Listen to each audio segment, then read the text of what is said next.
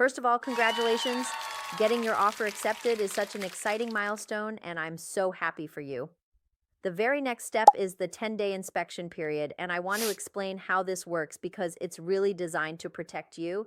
During these 10 days, we'll schedule professional home inspectors to go through the property carefully. They'll check important systems and structures like the roof, plumbing, electrical, foundation, HVAC, and overall safety.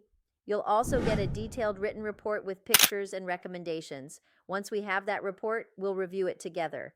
If there are issues, we'll have a few options. Ask the seller to make repairs, request a credit or price adjustment, or if the problems are too serious and you're not comfortable moving forward, you can cancel the contract during this period and your earnest money deposit will be fully refunded. If everything looks good, or if we're satisfied with how the seller responds, then we'll go ahead and pass the inspection. That means we move forward to the next step, the appraisal and financing. So think of the inspection period as your safety net. It gives you peace of mind, it gives us room to negotiate if needed, and most importantly, it ensures you feel confident before we move forward.